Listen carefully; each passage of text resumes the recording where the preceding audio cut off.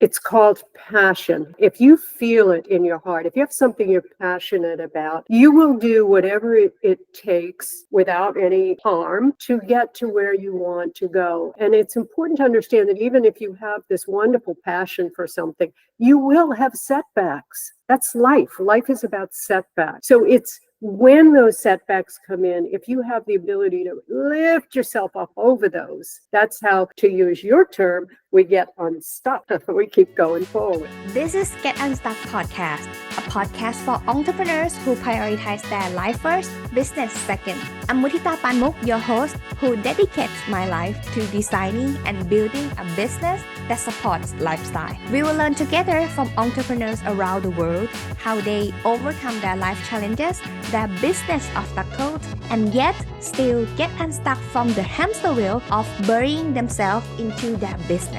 Because time is the number one commodity in the world that you cannot get back once it's gone. So let's shorten the learning curve and see how can we prioritize better. Let's get unstuck.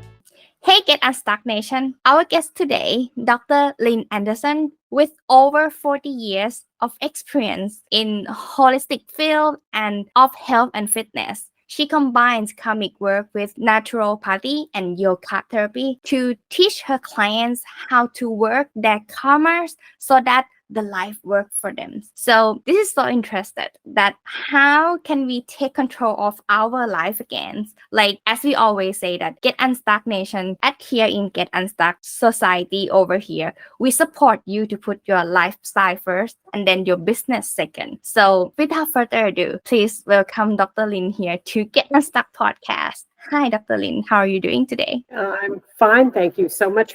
So thank you so much for inviting me here today. Yeah, it's my pleasure because I have seen that you have long history of work and I'm keen to learn from you today. So before we get to understand about your work, I would love to know how can you get into the entrepreneurial journey, how you get started.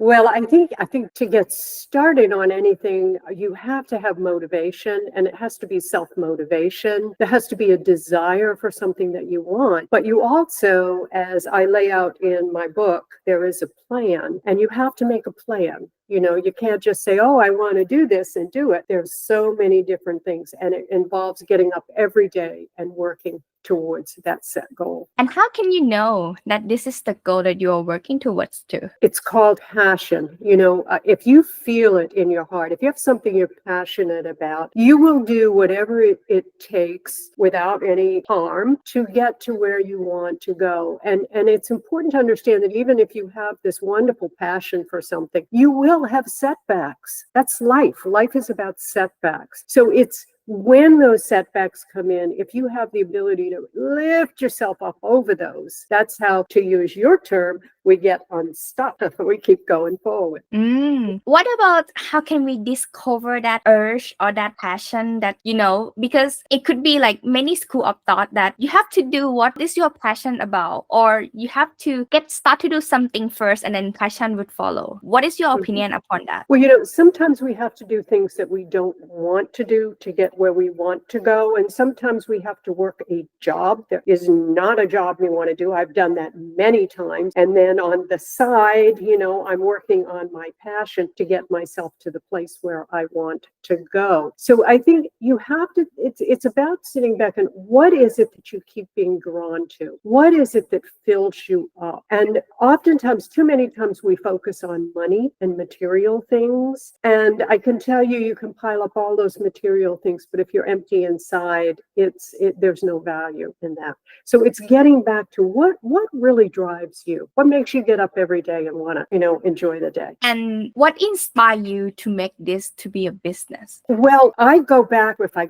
40 years, I was a single mother with 2 young children, trying to put myself through school. And I was under tremendous stress. I didn't have any money. I was working a part-time job, school full-time, raising 2 kids. I mean, it was crazy for about 3 years. And at the end of that, I had what was called a burnout.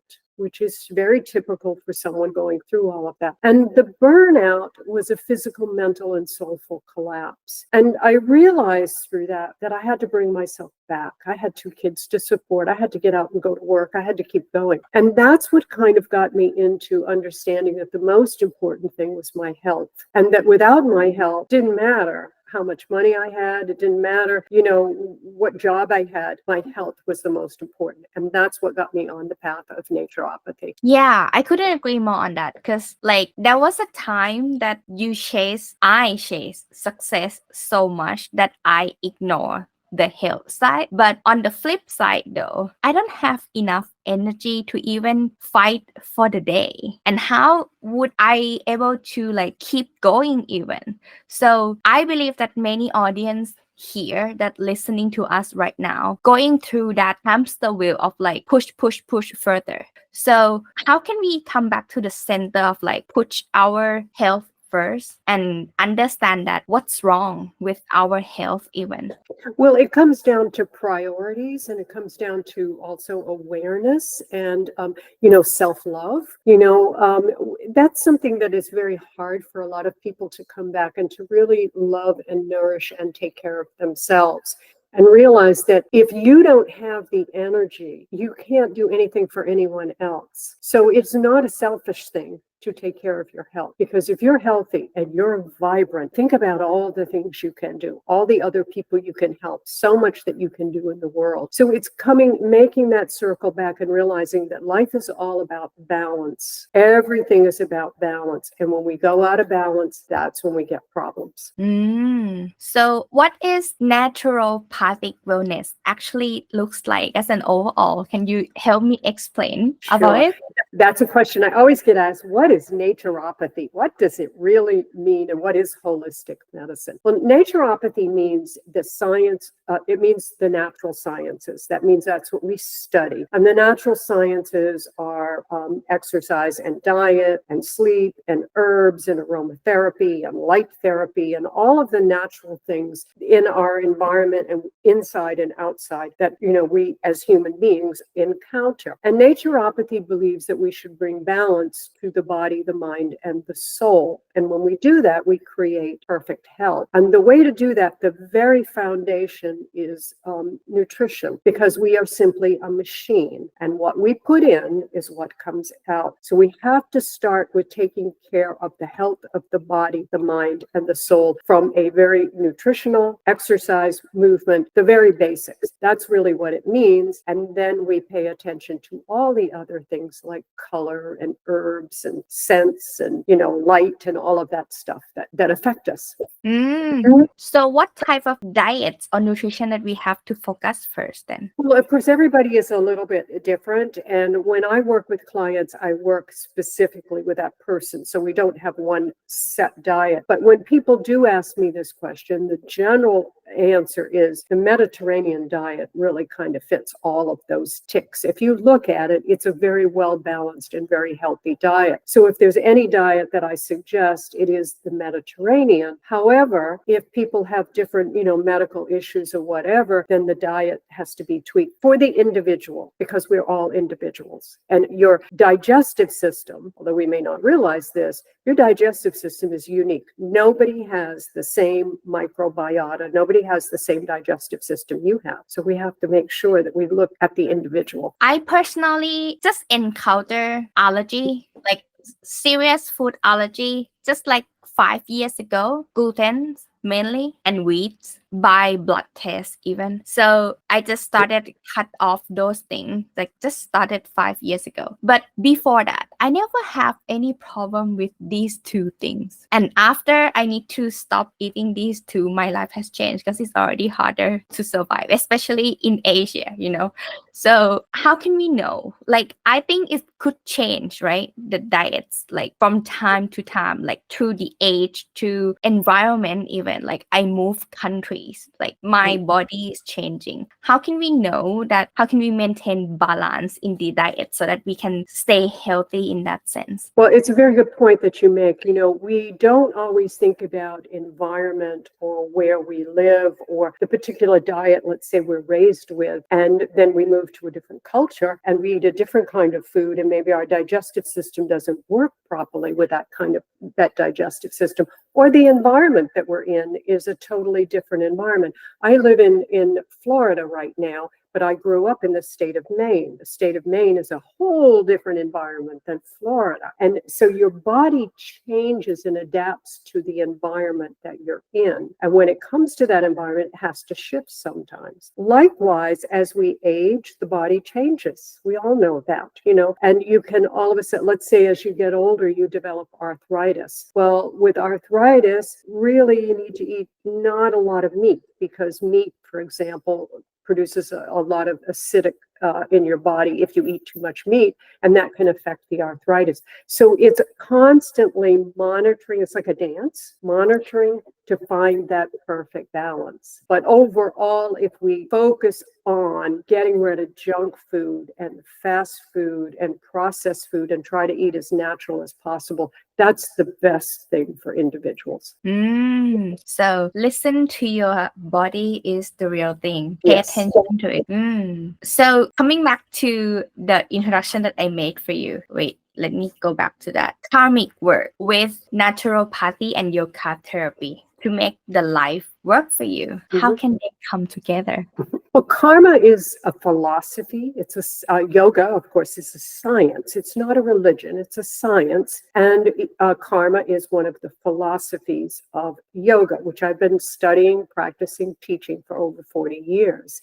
And karma is it's a very practical guide that is really about, we are here to work through the process of living. And to work through the process of living, you've got to be willing to experience everything that's a part of life. We all want the pleasure in life, but we have to experience the pain as well. We all want the happiness, but we have to experience sadness, because everything is a polar opposite. And it's balancing those that create the perfect place to be. And that's what karma means. We can have all the pleasure in the world, but pleasure has its tipping point, and it can take you to a very bad place, just as well as pain can take you to a very bad place. And sometimes pain can take us to a place where we have an aha moment, an awareness, and it can bring us back. So it's not about eliminating one or the other, but understanding that they are both there as opportunities to learn and to grow and to bring your life into balance. How can we keep ourselves in this awareness? I think it's not easy. It takes practice, dedication, and discipline, I believe. What do you find in the past 40 years that keep yourself in the center, like being center, let's say, because balance, right? Like I'm trying to think along with the Buddhist way, that Buddha say that keep it in the center. So what is your opinion regarding to that? Well, it circles back to what you care about and caring about yourself.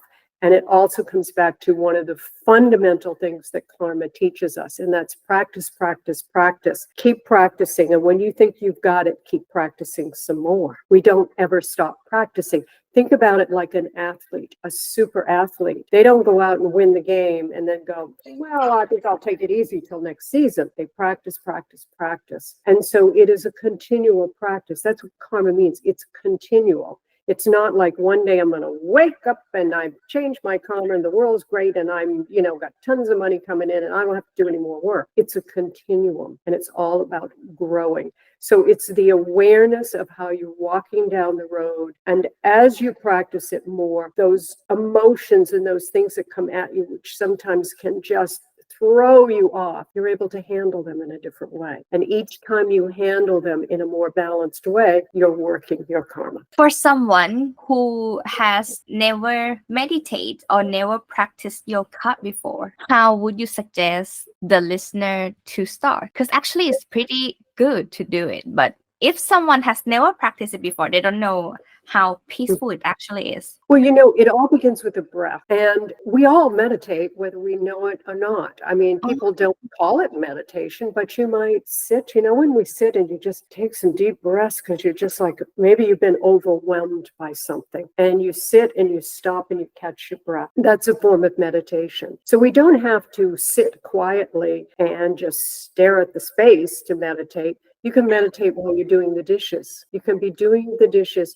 and be present and aware with what you're doing and a focus on your breath. So I would say if anyone was just to start out, simply sit and do something that I do in every one of my classes. It's called the sitting Zen. And I always have my students sit and we close our eyes and we just kind of quiet our mind. And then we take 3 deep breaths. And at the end of those 3 deep breaths, everyone's just relaxed. That's all it takes. It's really simple. But your voice is already like, keep me like under control somehow. If I listen to you without looking at the monitor or something, I could be like at peace. I would follow whatever you tell me what to do. So what would be the first thing if like a client starting working with you then? What would be the first thing I would do is I always do an intake, and it's a very personal conversation that we have. There has to be a trust factor there because people will disclose things or say things that maybe aren't totally pertinent to what they're there for. For example, let's say someone comes to me and they're struggling with their weight, and that's the issue, that they want to deal with. But there's all kinds of extraneous things outside that are causing them to come to me with this particular issue. And so if we just focus on them losing weight, we haven't addressed the problem. So it's my goal to be able to have them feel comfortable enough and know that they can trust me enough that they can tell me, and that's how I can help them get to a better place. So it's really about establishing that strong place of trust. And that's really important for an individual, especially when they're struggling with something, to be able to know that I can trust this person. Another point that I think I also experienced myself is that to get back to where you feel confident with yourself is so hard when you're struggling. So what would you suggest, like when people get to not so good place that they're not so satisfied with themselves or like feeling like they're not good enough or something? Well, 2 things. First off, there is no one like you in the world. You are unique. We know that. And that is the only thing you cannot change about yourself. You cannot change your individuality. You can change your name. You can change the way you look. You can change your sex. You can change everything, where you live. But you can't change your individuality. That's really crucial. Karma teaches us that we reincarnate. Karma practice teaches reincarnation, that we come back. Karma says when we come back, we choose the body, we choose the parents, we choose the life, we choose to drop into this place. So the soul has made that decision. If the soul has made that decision, then the soul must really love this body and this person that it's landed in. And it just wants to wake you up and have you say, you're beautiful. You're beautiful. You are a human being carrying a beautiful soul. And I think we get so caught up, especially with social media, in what is beautiful and what is intelligent and what is cool and what is this.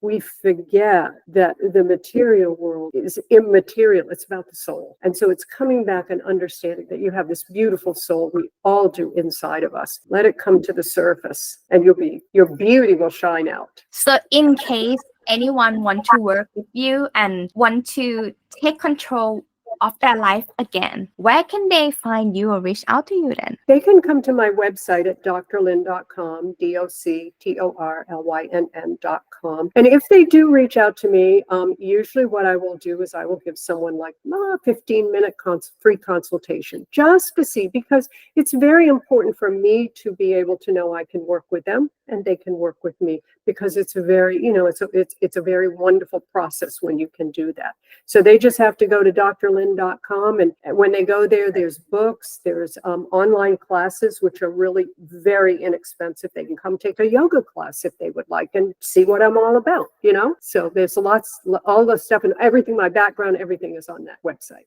It's so interesting to like combine everything together and it actually works. So everyone check drlynn.com. So it will be in the description below, in the show note, and around here as well. So thank you so much, Dr. Lynn, to joining Get Unstuck podcast today. Thank you for inviting me.